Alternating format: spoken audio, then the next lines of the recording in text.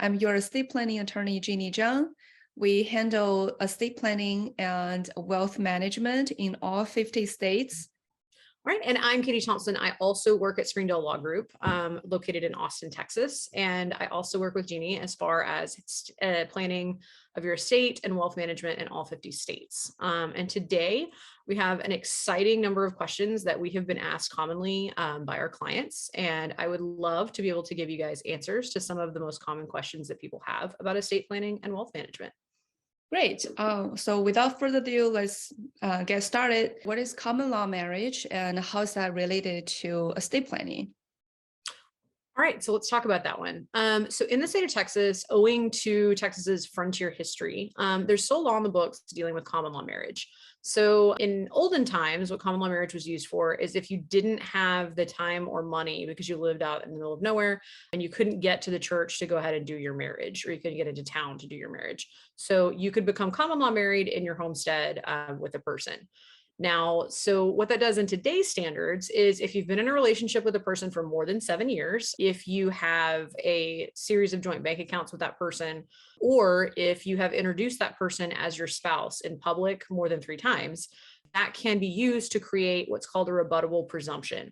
So the person that wishes to be treated as married can bring that evidence to the court and present that evidence and state that they believe that there's a common law marriage. And so what that does is the court will treat it as if you are married, even though you have not gone through the full process in the church or with the state of marriage.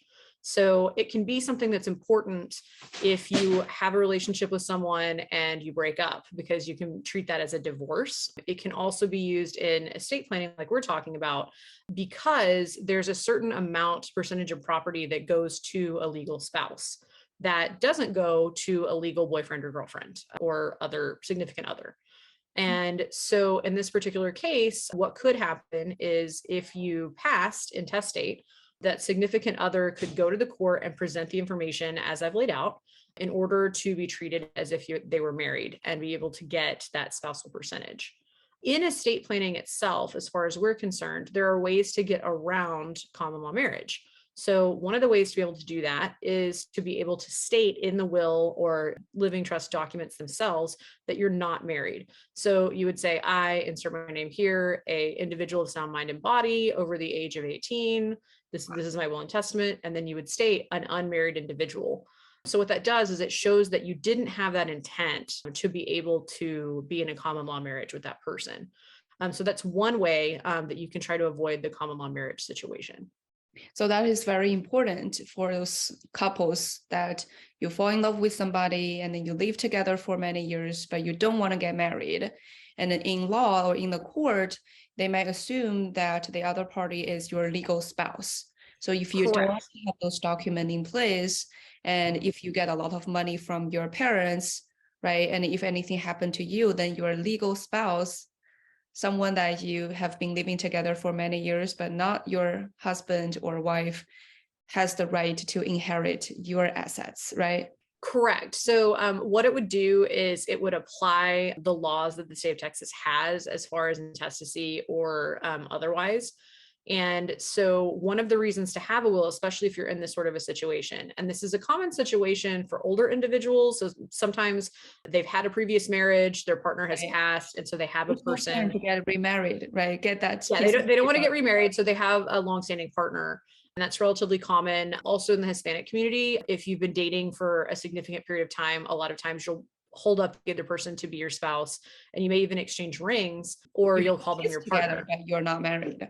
Correct, but you're not physically married. You haven't gone through your marriage ceremony, but because in the culture, it's pretty common after a set amount of time to be that way.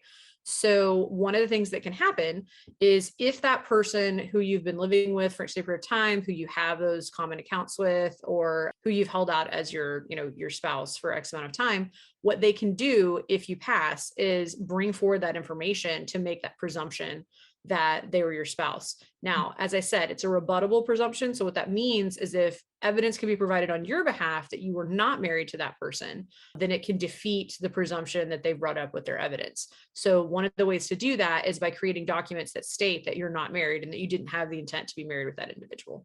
What's the name of this kind of document? So it depends on how you want to do it, but you can use your will to state that you are an unmarried individual. You can also use in your living trust, you can name people and not name that individual You as can well. exclude that person as your. Correct. Mhm. Yes. So you could exclude that person as a beneficiary. So what that would do, let's say that you had $1 million worth of assets and you had a significant other, you're an older individual, you have a significant other who you've been dating for some time, but neither of you intend on getting married. So you have $1 million in assets, you put it in a living trust, and you make your beneficiary your children from your first marriage. And because of an agreement that you have between the two of you, you're not naming that significant other because they have their own money and their own things, or you That's name them very as a beneficiary, but it's named for a small amount of money or, trinkets or items. By doing that, you're able to exclude that person from getting that full marriage portion, which is a much larger portion than they would otherwise get. right. Yeah, this is very important. There's something that you need to know ahead of time and then make a better arrangement for yourself. Texas is one of the common law marriage state.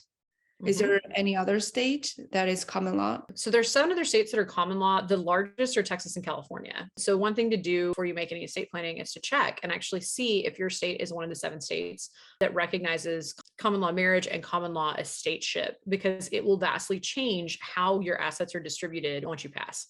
So it's one thing to definitely know depending Check on which state yours you're living if in. you're in the common law marriage state.